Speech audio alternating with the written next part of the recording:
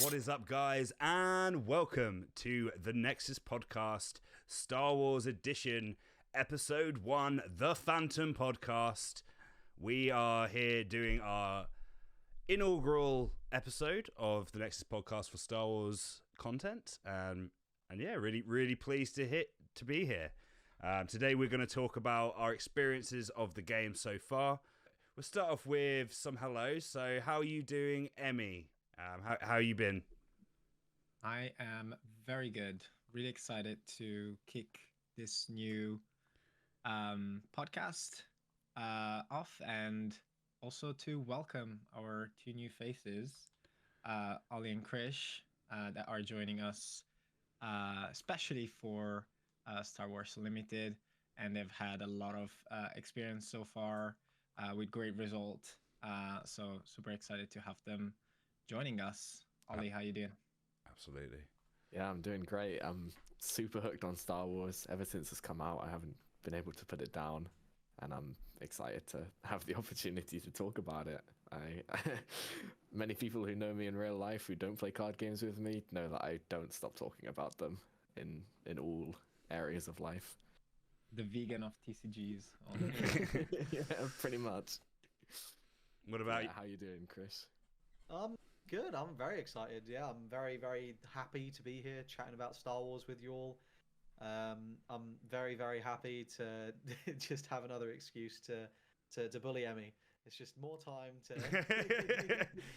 more time. I've made his life hell at locals. Fun fact: he has a 0% win rate against me at tournaments. So yeah, that's fair enough. I mean, but he does have a good pull rate from the cards he's opened. That's for sure. Yeah, which we'll get into soon. We are going to start off by talking about our experiences with the game so far. We'll have mixed experience. But yeah, no, it's been an interesting ride so far during set one, and yeah, all four of us I think are very excited about the future of this game. Hence why we're doing the podcast. But yeah, so we'll start off with our experiences. Me and Ollie actually we experienced the game for the first time together in Liverpool. Was it in December? I can't really remember what month it was. It was sometime late last year, I think. Really early on. It was, I think, one of the first demos of Star Wars in Liverpool. Where it was a kind of a lot of Bandai card games were being played. And yeah, I mean, as soon as I saw the stand, I was like, I need to experience that.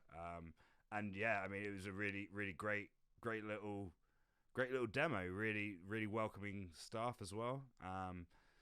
And yeah, I mean, we've had different experiences since then, Ollie. So do you wanna let us know how the game's been for you so far?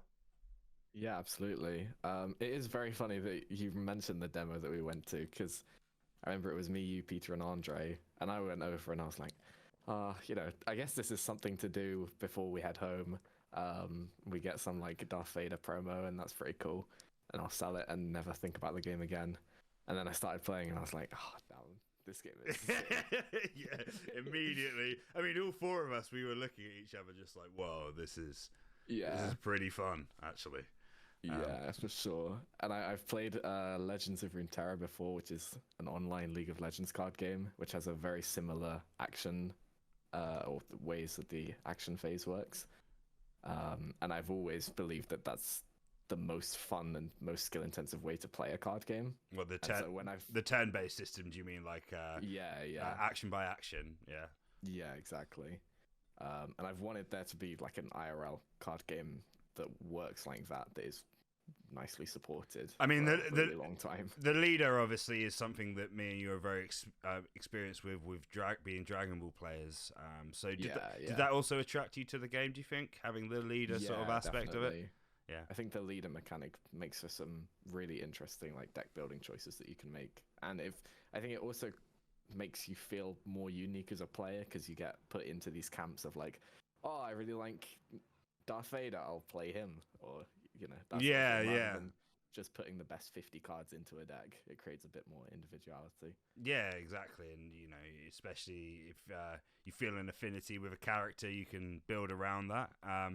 So since the demo, what's your experience been then? You obviously you play at your locals, but there's been a lot of store showdowns and stuff like that. So yeah, talk about what you've done so far and what you've enjoyed about the game on a competitive level. Been great.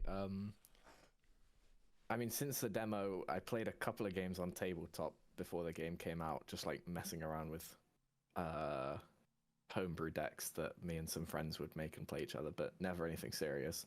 And then, yeah, the game actually came out and locals started in my area, pre-releases started, and I was like, okay, we're going to start going to these. Started building up a collection, and now everyone, it feels like, in our group is playing it.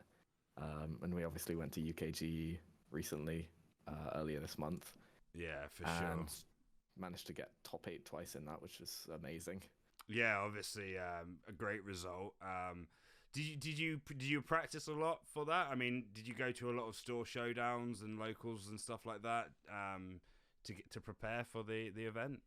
How was your experience in your sort of local scene? Was it well received by like other customers as well and stuff? Oh yeah, absolutely. I mean, my locals, we've had to put a cap on the number of players that can enter because they don't have the capacity for people to play in the Star Wars locals that want to be playing. What is the cap out of it? What is the cap out of interest? Is it 16 or? Yeah, I think it is 16. Because we also have to share with, I think, a group of commander players that sometimes come along. So they've like filthy commander players, and we get half the space. Yeah. But yeah, I played in most of the locals leading up to UKG, but mainly just to figure out what decks I wanted to play because I knew I'd be playing over 3 days. So I was just trying a variety of decks to see what I enjoyed. And then maybe played like a game or two a day in the week leading up to it. That's about it, really. Yeah. So, did you go to many store showdowns? I think I saw you did pretty well on one of them in Cardiff, if I'm not mistaken. Oh yeah. I've only been to that one, but yeah, me and my mate Callum ended up going to that store showdown, and I finished first, and he finished top 4, I think. What is a store showdown? Sorry, is it like a store championship? Yeah, it was like the wave 1 of store championships. You could win a Mace Windu promo card if you got there's the top one 8. for top 8, top 4, top 2, and first, I think. Which is really generous, really. Actually, you know, if you come first, like you did, you got 4 of the promos, or like. There is. We have one in Darksphere in London this weekend. A store showdown. Oh, interesting. Yeah, I mean, it's good that they're still putting them out now.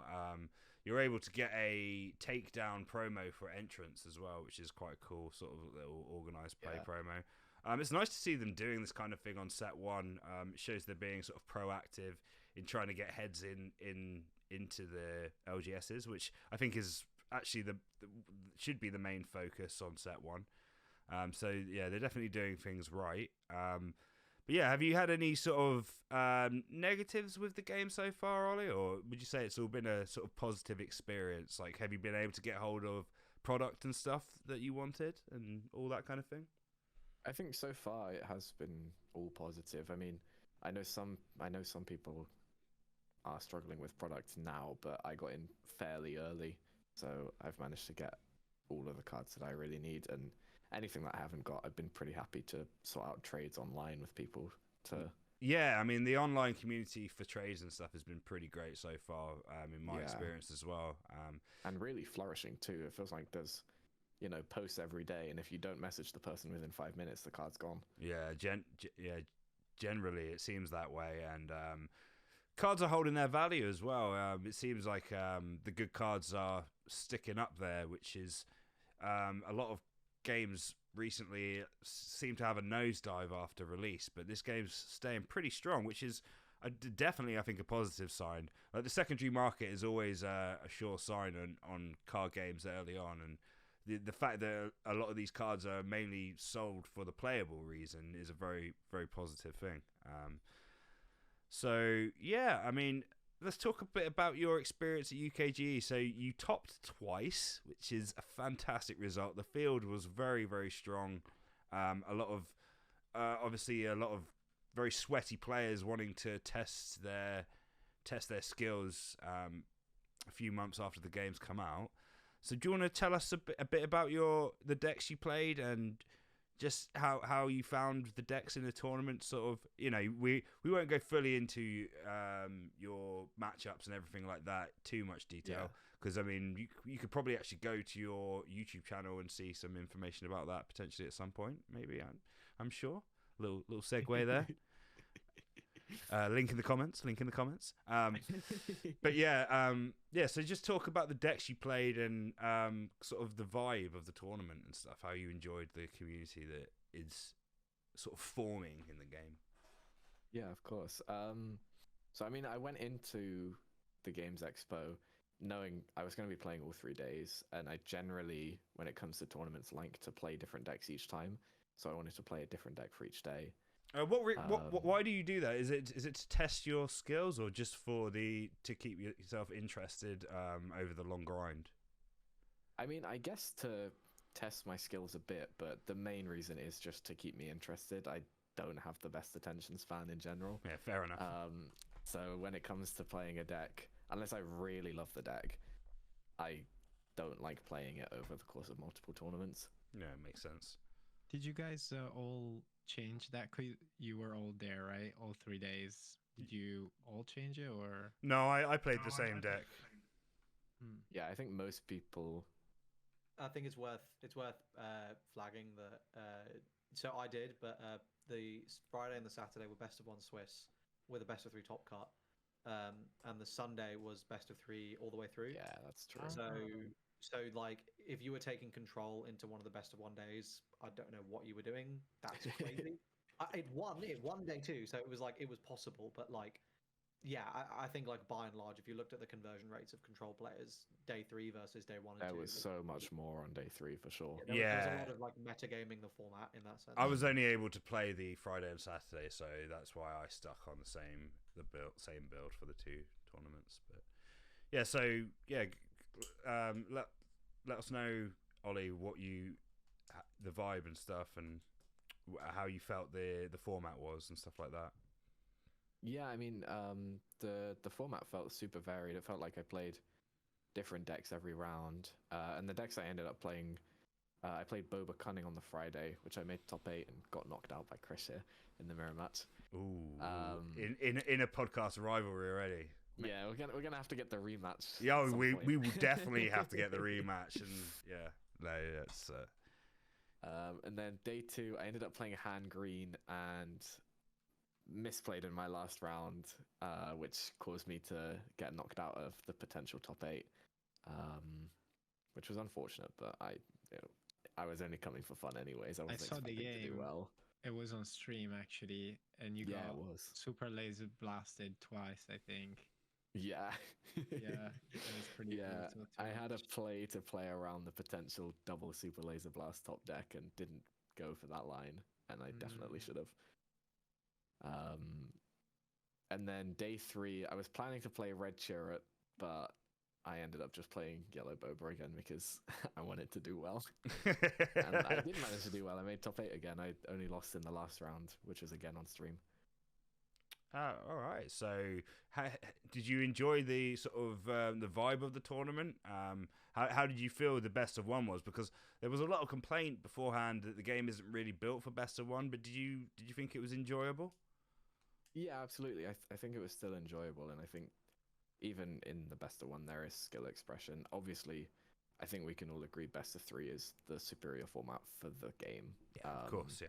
Because you will have games where you just don't open an early play and you mulligan and you don't draw another early play, and you can't play into a deck like Sabine where you have hands like that. So you need that best of 3 safety net a lot of the time. And especially in this game where there isn't pre-side, so you have to just slot all of your techs into your main board for your bad matchups, which is kind of impossible to do.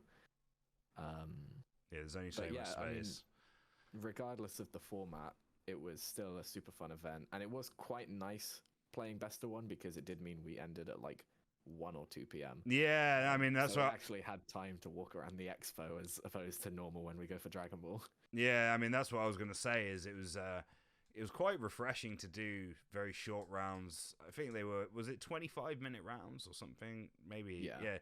25-minute best of one. And yeah, I mean, I quite enjoyed feeling fresh afterwards. You know, I didn't know what to do with myself. I was like, we'd finished the tournament. I was like, I'm meant to feel exhausted, like I don't want to do anything with my life right now, but I'm actually going to go look around the expo and enjoy myself. So I think it has two sides to the coin, really, with the positivity of it. But no, it's nice to see that they are experimenting and just trying to see what works, because obviously the game isn't, the organized play isn't official right now, let's say. We're not, it's not regionals for worlds and stuff like that. So it's nice to see that they are at least trying things. But yeah, so overall a positive experience for you, Ollie, would you absolutely. say? Yeah, I think, and again, with any big card game tournament, the main experience that I go for is just meeting up with everyone that I've met through all of these games. Yeah, exactly. Regardless of the tournament, it's always going to be a good time, I think. Yeah, and to be honest, I mean, everyone seemed really nice when I played in the tournament.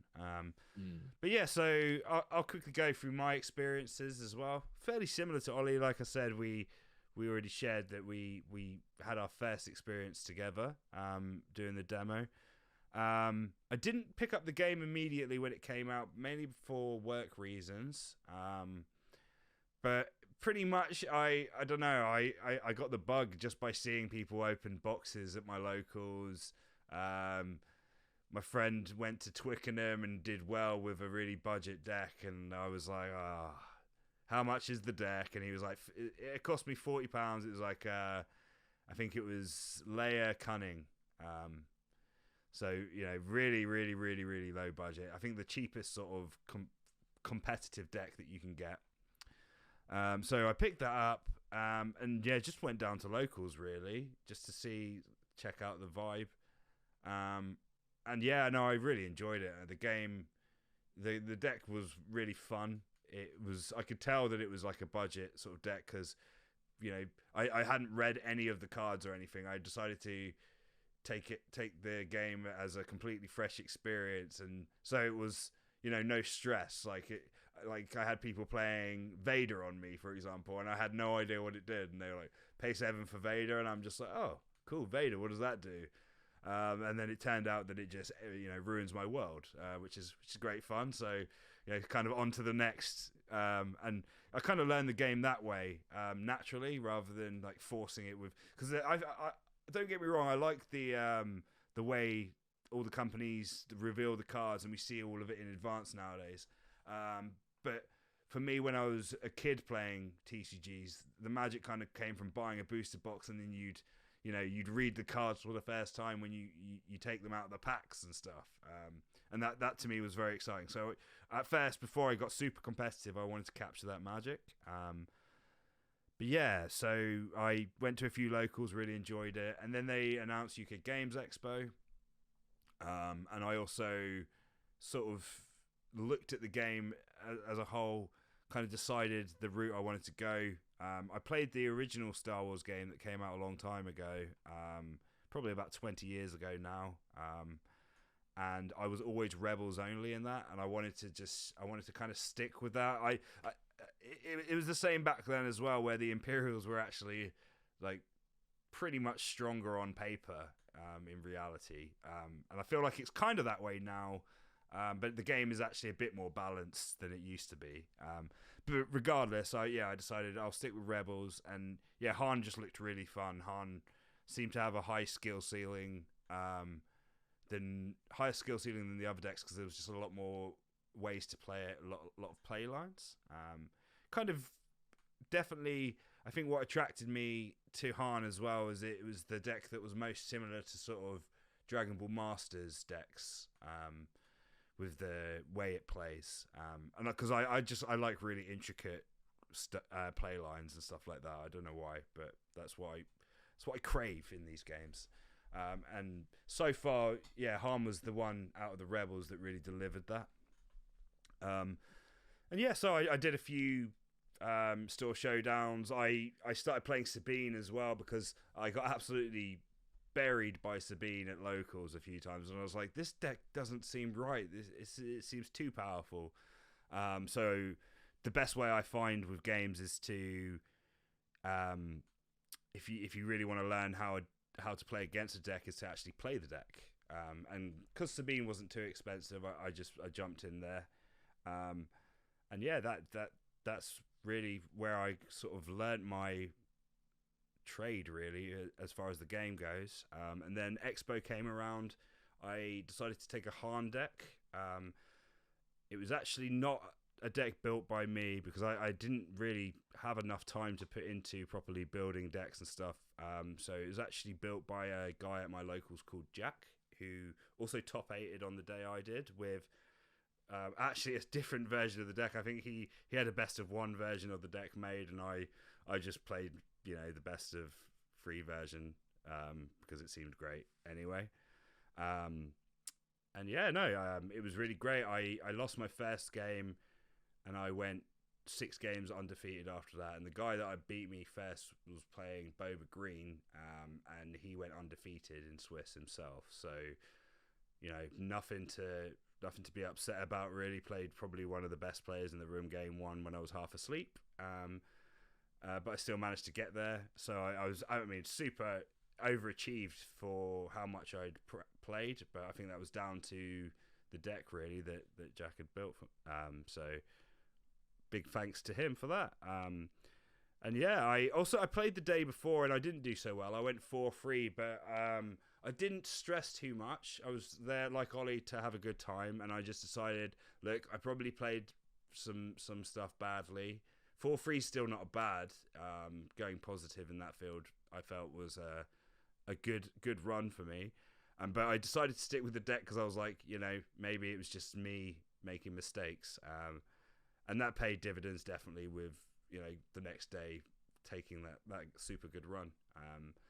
But yeah, no, I love the game so far. And pretty much I decided that I wanted to start doing content immediately as soon as I started playing it. So really happy to be doing this kind of stuff. But yeah, no, we'll go to Emmy next. Emmy's had a little less experience with the game so far, but yeah, let's talk about your casual approach to the game so far. Yeah, it's a pretty quick story for me so far. It started, actually, I didn't manage to join you guys in Liverpool last year. I was traveling, so I missed that first test of the game, but I've heard you talking highly of it. And when I went to Portland for Battle Spirit for the Pro Tour, I actually met with Travi CCG. Shout out. He actually talked to me for 40 minutes about the game and told me how he was already proxying the cards and explaining the rules. And I remember being very intrigued by the 1 turn each kind of aspect. Since then, I kept my ear on it, but was very focused on Battle Spirits for Worlds. And most recently, I just watched some games, and I was like, well, actually, this is sick.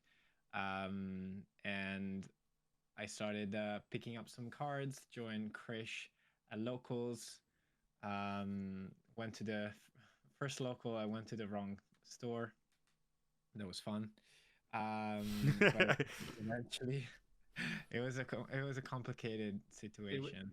It was his fault. I want that on the record. Yeah, 100%. Correct 100%. Information. He got there. He was like, "You sent me to the wrong place." I was like, "I did not send you." Well, to the wrong okay. In my defense, the conversation was, "Have you ever heard about this place?" No, and he was like, "We should go on Thursday." And I was like, "Okay." And then he was like, "Are you coming on locals this Tuesday?" I was like, "Okay, sure."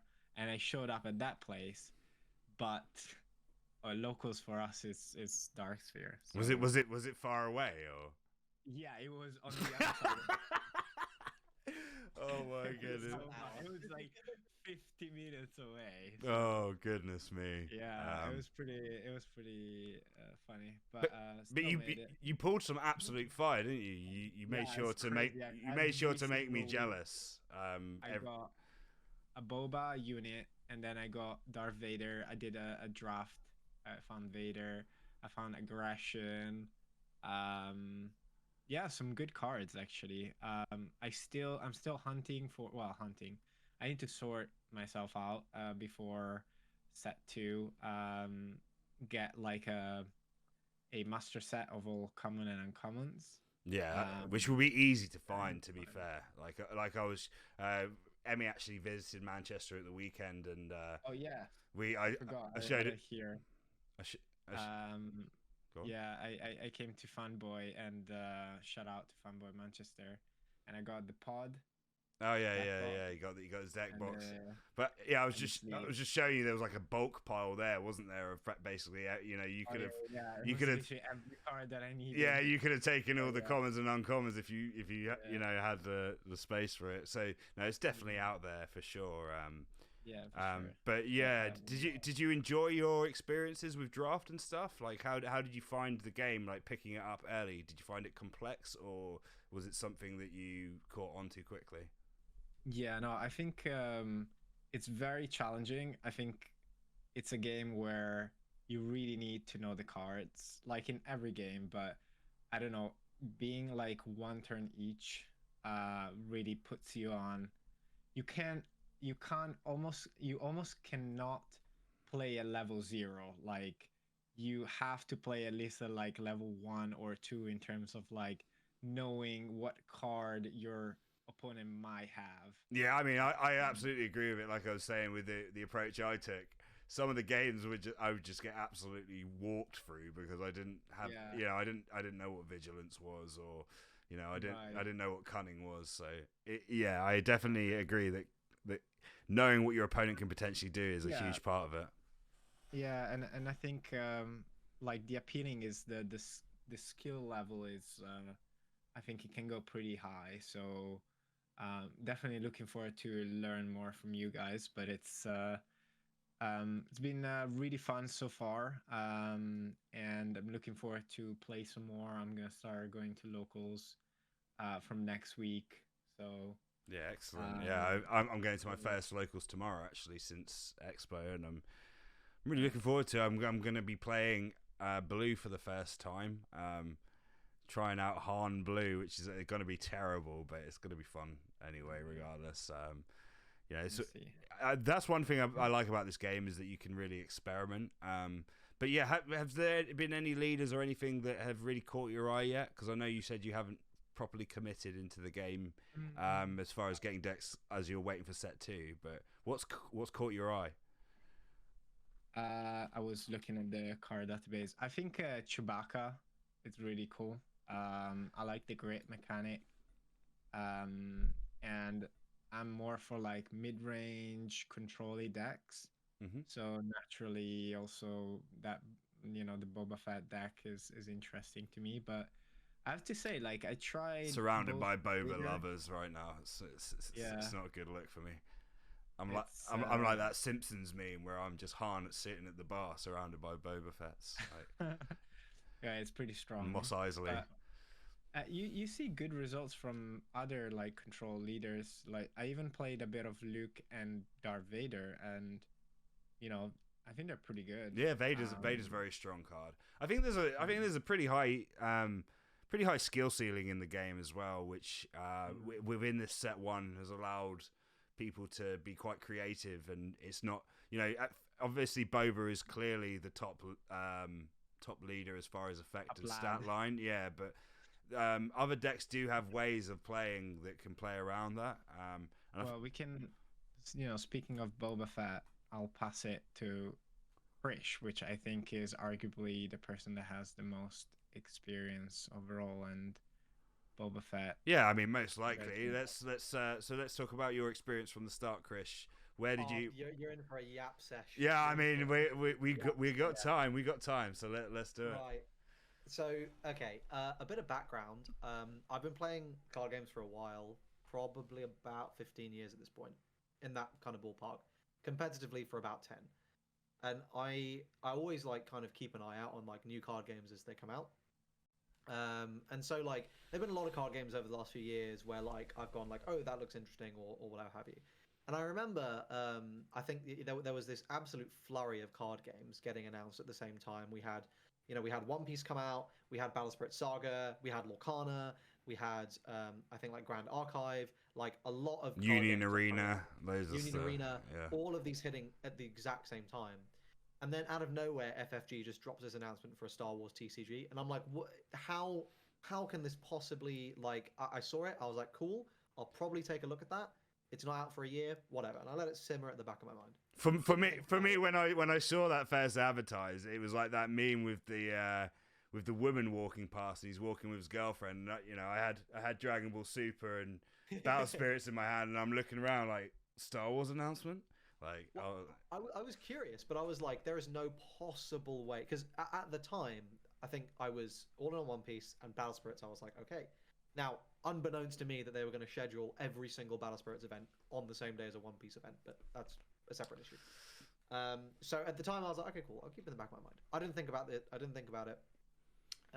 Cut to Liverpool, and they're demoing it, and I'm like, oh, let's give this game a go. And I immediately fell in love. I think like the mechanics, as you've all said, like the fact your turns happen at the same time, it's action and action is like you're constantly engaged. There's never a feeling of just like watching your opponent like play solitaire for a bit, like you have in basically every other card game you've probably played.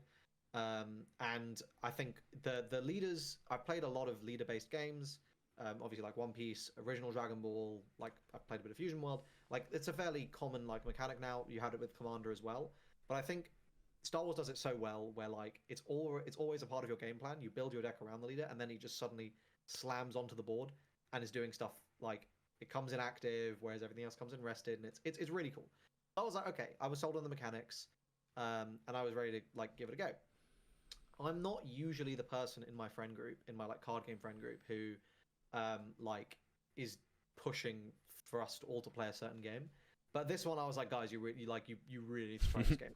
So I think over the course of like the next day, because we all did terribly at One Piece, I was just like slowly grabbing people as they dropped out and like just demoing with them again and again and again. And I think I've probably forced a solid like 5 or 6 of my friends to demo it on that day.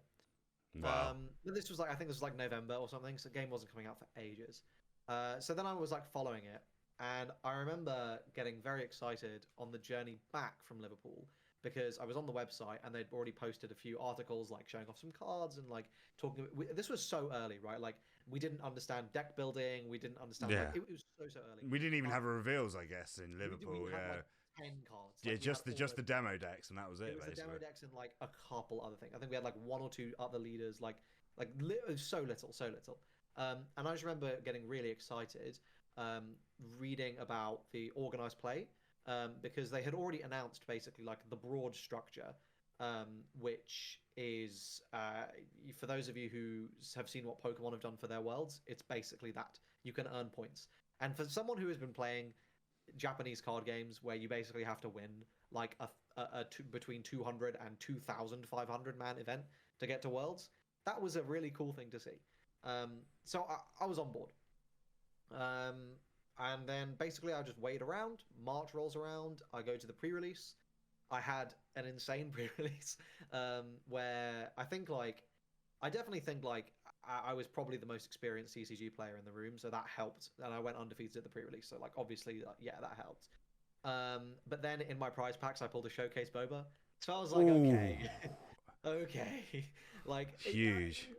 And I think at the time it was like $900. Like I think it's still like something crazy. So I was like, okay, well, I guess I'm playing Boba Fett. And I hadn't read the set. I didn't realize that Boba Fett is objectively just the best leader. Like, not even objectively. It is just the best leader. It is. He's just overstated, right? Yeah. Like for some reason he's a 4/7 on 5. Energy manipulating your own energy is so strong in card games as well. Nuts, right? It's wild. Like he could be a vanilla leader with those stats, and I'd be like, oh, this is really good. Yeah. But it's the fact he does all the untapping that's so crazy. so I had that pre-release. I had a great experience, and I was like, sod it. So I bought a case.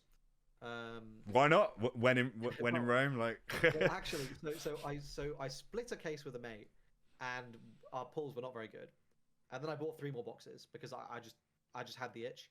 And I pulled 2 showcases and a hyperfoil legendary in those 3 extra boxes. Oh my goodness! It was crazy. It was genuinely crazy. I pulled a showcased Grand Inquisitor, a showcased Jyn Erso, a hyperfoil Mace Windu. I was there like, what is going on? Like my hands are golden. Like this is crazy. Can you open my boxes for me on set too, please?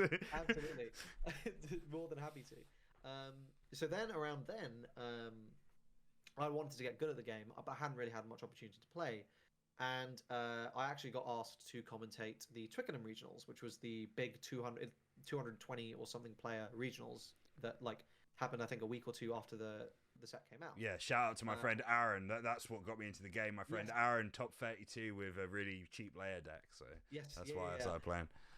And it was a fantastic event. It was super fun, very well organized, and I found it very like I liked the fact that the number one thing I wanted to do after I finished commentating for like 8 hours straight was just play Star Wars. Like I just wanted to play it so bad. Amazing. Which was obviously great. Also, I felt quite good that the entire top 8 was Boba because I had a showcase Boba. Yeah, I don't doubt it. You were probably just like stonks, like. I was ready. I was so gassed. So it was great. And then and after that event, I did some trading. I opened more product, and I was able to complete my master set on that event. So I had the full play set of everything, and I was like, great. Now I can just focus on like actually playing and getting good at the game. And frustratingly, I didn't get to play as much as I wanted. In hindsight, I just wished I had just been playing this game like all the time because, firstly, it is so fun. Like it is genuinely so. Yeah, fun. it is. And secondly, like there is a skill gap and a half in this game. Like as Amy was saying, like you can't play on level 0. Like you just can't. You can try, but like if you're playing at anything other than a locals, it's not going to happen. You need to be playing on level 1 minimum. Level 2 if you're good. Level 3 if you're like a god tier player. But like realistically, you need to be on that level 1. One thing I will say, which is different to other games that require a certain skill level, is when I went to the locals and got trounced, I wasn't disheartened. Like I still enjoyed playing even though I'd lost because of the amount of interaction. And if anything, I was encouraged to go away and come back next week and be like, right, next week I'm gonna punish that guy for bouncing that card or whatever. You know, I don't know. I didn't feel disheartened by the loss. I think the things about this game that lend itself really well to that are it's very snappy. It's very quick, right? Like you breeze through the first 3 turns. You're on 5 resources within like 3 minutes, right? It goes really quick. And you can pretty much always pinpoint the exact moment you lost the game. Like obviously, if you brick, I agree with that. Yeah, right? Like it happens, and you go, I should have played around that, or she had the card, right? Like pretty awkward when that happens on turn 1, as you'll find out when we a little segue here. We have some gameplay footage coming. You'll find out that mistakes can be made at turn 1, which kill the game off. But yeah, no, that I think that's testament to the skill level required to be good, like you were saying. Oh, 100%. And I've got a lot to say about the ways in which I think this so Star Wars exercises, I think a lot of like card gaming skills that don't really get like game knowledge is always important, right? You can't if you're going to be good at card games, game knowledge is a prerequisite, deck building is a prerequisite, and really tight like actual play, like obviously, but I think like there's so much more that goes into the really tight play bin in Star Wars, and there's actually a lot more that I feel like that goes into the deck building by nature of it being a best of 3 game, which is actually kind of rare on the market at the moment. But anyway, back to then. So after Twickenham, I went to before that. Basically, after that, I had a bit of a lull, and then I had 2 store showdowns on May 4th weekend. So I had 1 store showdown in the morning, which was a case tournament as well. So the winner got a case and also the 4 Mace Windows. Whoa! It was big. I won, which was good. This guy, nice. So case number 3. Good day. So I won. I did win. I split prizing in the finals because I was like, I am not like we were both like guys like do we really want to lose out on literally like £500 just because we wanted to play this game? Not really. So I did end up winning the best of 3 like against him. I took Boba Green to that. And it was a beautiful meta call. I was against Sabine, and then Palp Yellow, which was the finals. So, which I think I should have lost on average, but I ended up managing to eke out a win. But it was a really fun event. Obviously, like won, so that was fun. And then I went to a second store showdown in the evening. So like basically like I had an hour of travel, and then I was just right back into more best of 3. So my brain was just like not functioning. My goodness. I managed to get top 4 at that one. And it kind of sucked a bit because my one loss was to Han Green, and I just didn't see ramp. Which felt like, okay, well, it happens. It is what it is. Like, he saw ramp and I didn't, and I was like, okay, well, fine. But yeah, it's super fun. Like, I was like, okay, cool. Like, I'm clearly, like, not bad at the game. Like, that was my, like, okay, I've played a bit online. I've played a bit, like, with locals, like, but I've won a store showdown, a top 4 to second, so I'm clearly not bad. And then that was all I played in person. I did some online games. I probably did. I honestly, I really didn't play anywhere near as much as I wanted to play before Games Expo. It seems like none of us did really. I feel like we went into it kind of like life just took over. I was like, in an ideal world, I would have spent at least 30 or 40 hours of playing. But did you? You didn't play too much, but were you thinking about playing and thinking about the game? Because for me, I was working and doing my everyday life, and the whole time I was just like, tap my leader to place an energy. I can. I was listening to podcasts. I was thinking. I was like in Discords, like reading deck discussions, theory crafting, like talking with players. Like I was very engaged, even if I wasn't actually playing. But obviously, there's no substitute for just getting reps in, right? Of course. But thankfully, I was able to get a good number in. They were split across 2 decks I really wanted to play. So one was Boba Yellow, which I actually really didn't play much aggro. But I didn't think Boba Green was a great pick into the way the meta was shaping, and also into a best of 1 format. I was like, I don't think Boba Green is the best pick here. It wasn't bad, but I thought there were better picks. And as the Boba Yellow list evolved, the matchup against Boba Green got better and better, because historically Boba Green just smashed Boba Yellow. So, you know, I would be looking forward to those matchups. What was the reason for that? Is there a basic reason why the green version smashes the yellow version, or? Well, so before, I think like the yellow list wasn't really solved. It took a little while to develop. And originally what would happen is this, you know, ECL is just a crazy card. Yeah. So you get to just, you know, yellow's an aggro deck. I sit there and I go, okay, well, I'm trading your things. I'm ramping. I'm getting my Boba flip turn faster than you. You know, and I have all the really powerful tools for the mirror, like No Good to Me Dead.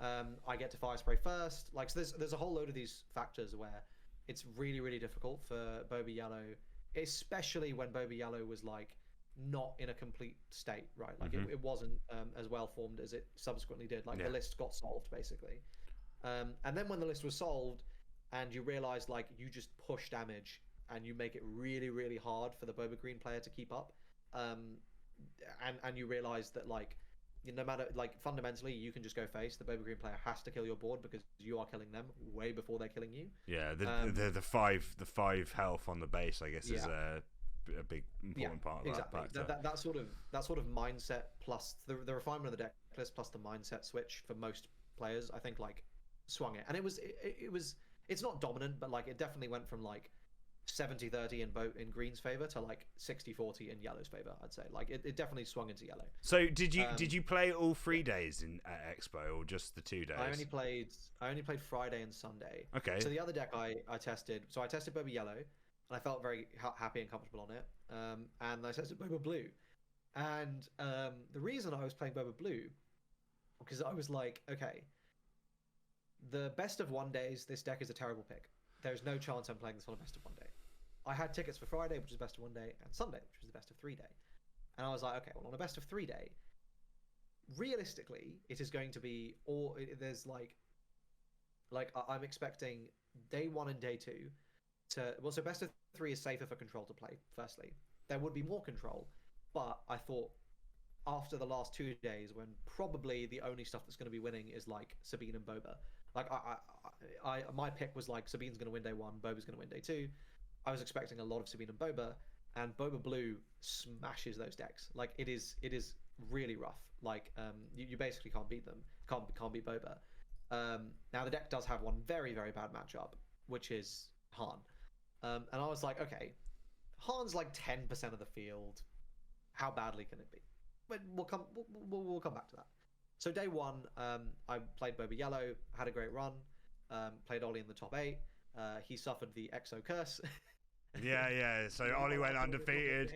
If you don't know what the Exo Curse is, guys, it happens in every game. Basically, you go undefeated in Swiss, and then your first round, you get knocked out by the player that snuck in and is 8th place generally. You are.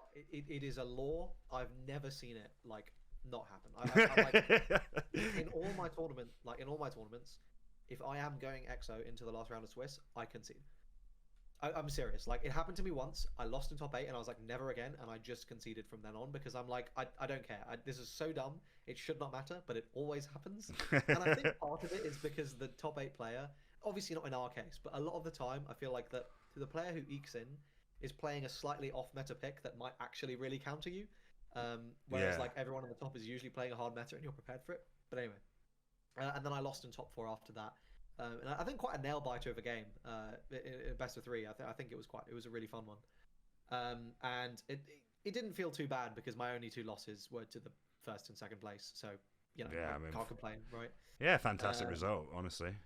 So I was very happy with day one. I was really happy because I managed to get I got the playmat signed by the 2 designers who were visiting from FFG, like immediately, basically, like finished the tournament, got my prizing, and just waddled down to the Star Wars area and was just like, sign this, please. They were fantastic people as well. Really receptive. Nice. Really happy to talk and give feedback about the game. When I was 100%. there.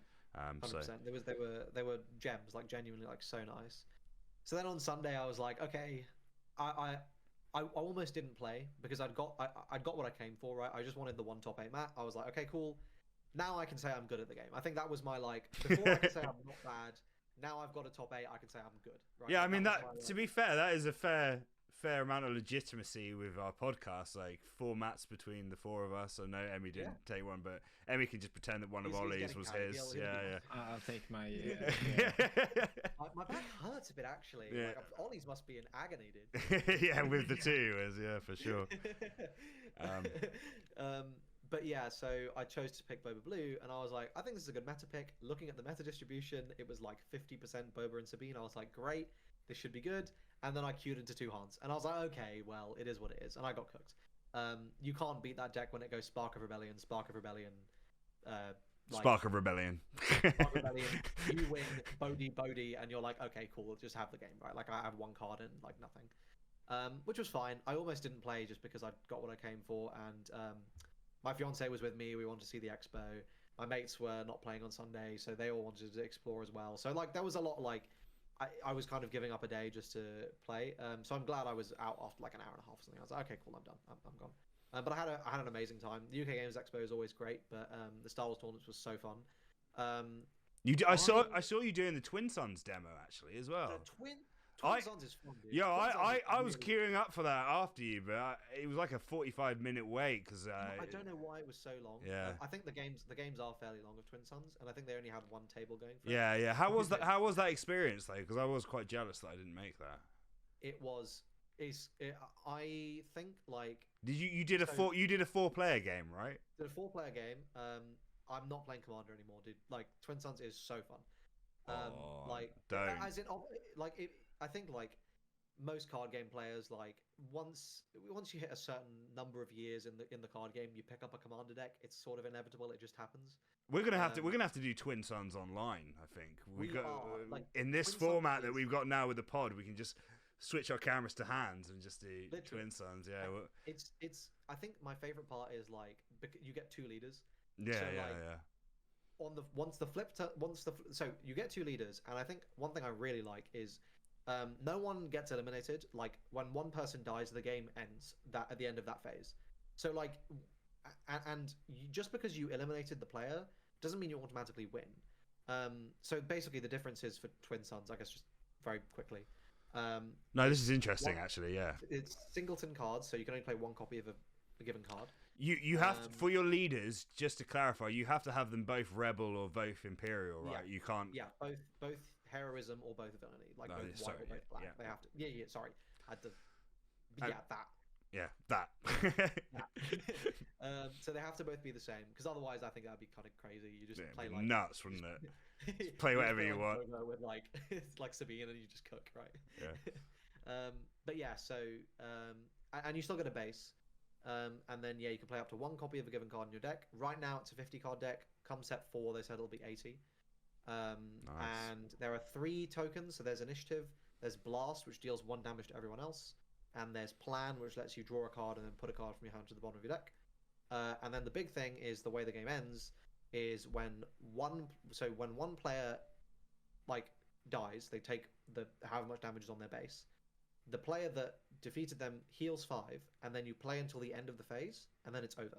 And whoever has the most life remaining, which is distinct to the least damage on the base, whoever has the most life remaining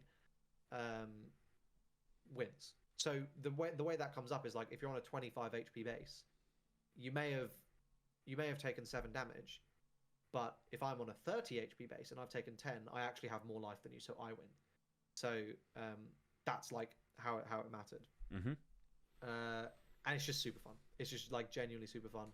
This game, I think, has been confirmed to be a rotation game, so I know like exactly what's going to happen with all my rotated out cards. They're just going to become Twin Suns decks. Easy. Yeah, I mean that's actually a nice way to keep the cards relevant. So would you say it's an even more fun way to approach the game playing it with 4 people like that? Yeah, I think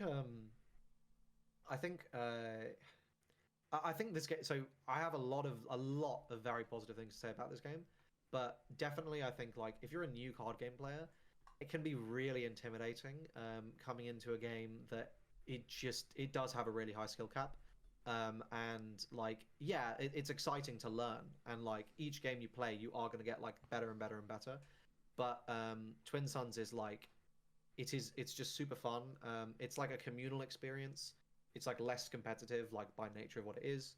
And there's a sort of jankiness to it that's really endearing. Like there's something that just is so funny about flipping IG-88 leader, and everyone goes, "Oh my god, we're cooked!" Like in no other scenario are you flipping IG-88 leader and people are worried. Yeah. But in Twin Suns they are. It's really fun. And I think you asked about positives and any negatives. The product shortage is real. I've seen it affecting a lot of people, which kind of sucks. What I would say, like, buy singles. Honestly, like, product is for draft. They have been staggering it well for organized play in local games. So as far as the company goes, they've done well with it. Apparently, they printed 4 times the amount Lorcana.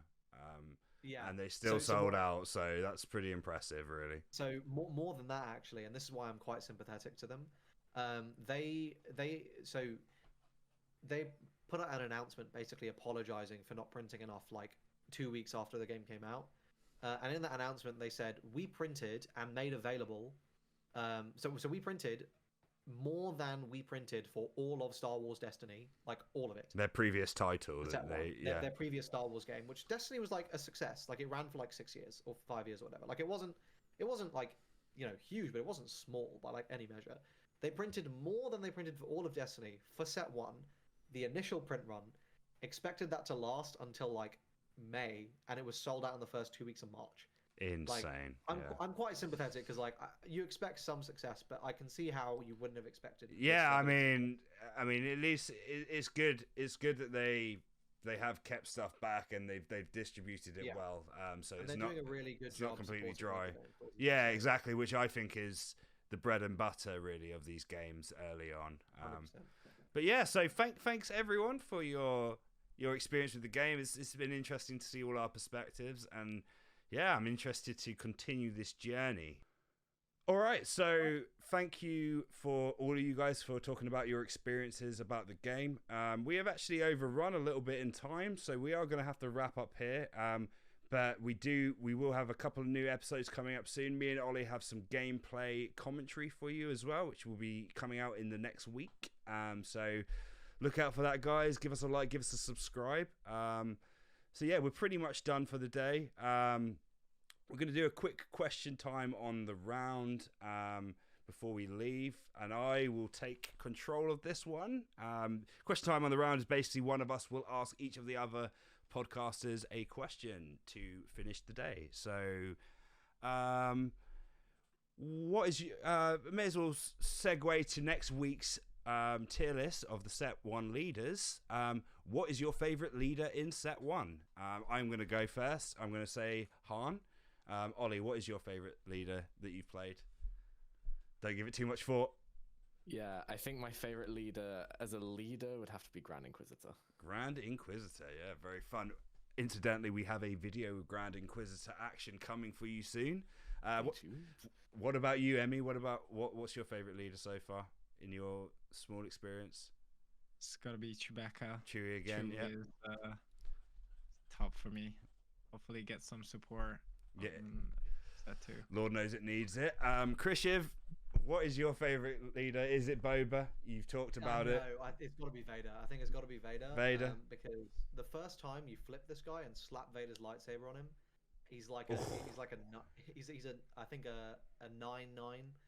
It's crazy. Yeah, that's wild, and that's in the starter deck as well. So crazy plays.